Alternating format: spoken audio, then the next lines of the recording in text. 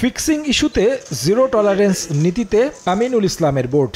বিপিএলের ফিক্সিং তদন্তের স্বাধীন কমিটি এরই মধ্যে বোর্ডে জমা দিয়েছে প্রাথমিক রিপোর্ট, যেখানে উঠে এসেছে অনেক ক্রিকেটার ও কর্মকর্তাদের নাম। তবে এখনই তাদের ব্যাপারে চূড়ান্ত সিদ্ধান্ত নিচ্ছে না বোর্ড, কারণ তার সবই সন্দেহ নিশ্চিত হলে আসবে কঠোর সিদ্ধান্ত।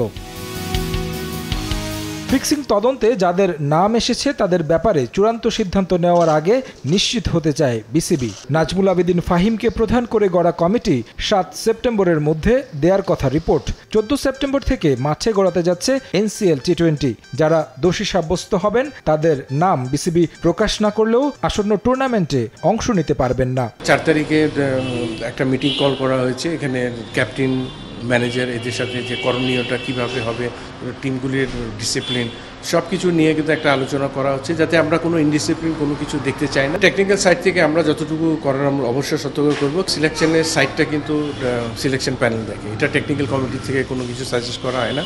এবং আমার মনে হয় যে সিলেকশন প্যানেল এবার ভালো মতোই কাজ করতে পেরেছে, যে কোন কোন ডিভিশনে কোন দিকে ল্যাকিং আছে। অন্যান্য দেশেও কিন্তু এখন আকসো কিন্তু ডোমেস্টিক ক্রিকেটেও কাজ করে।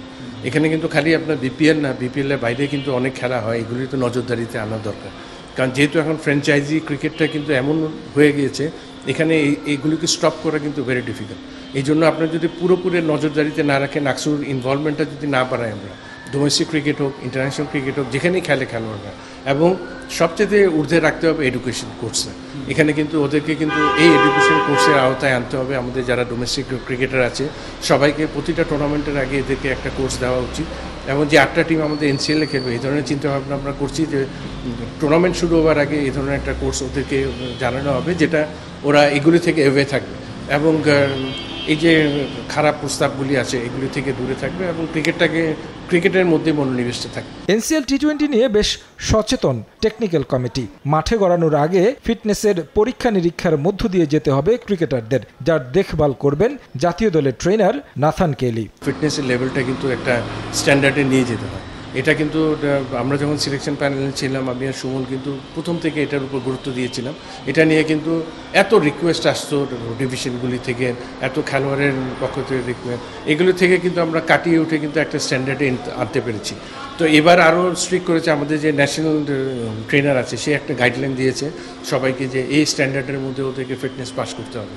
তো আমার মনে হয় এটা যদি আমরা ফলো করতে পারি, ব্যাক টু ব্যাক এই যে প্লেয়ারদের ইনজুরিগুলি আসে, ফিটনেসের যদি ল্যাকিংস থাকে, এখানে কিন্তু খেলার ইনজুরি আসে প্লেয়ারদের। ফাস্ট বোলাররা স্ট্রাগল করছে, এমনকি আমাদের এজ গ্রুপেও কিন্তু অনেক খেলোয়াড় ইনজুরি স্ট্রাগল করছে। তো আমি মনে করি যে ফিটনেস লেভেলটা যদি আমরা একটা হাই স্ট্যান্ডার্ডে যদি রাখতে পারি, আপনি দেখবেন সব লেভেলে ইনজুরির প্রবণতা কমবে এবং প্লেয়ারদের বেশি ম্যাচ খেলার একটা স্ট্যান্ডার্ডটা তৈরি হবে। বৃহস্পতিবার ও শুক্রবার হওয়ার কথা ক্রিকেটারদের ফিটনেস টেস্ট। তারেক হাসান শিমুল, সময় সংবাদ, ঢাকা।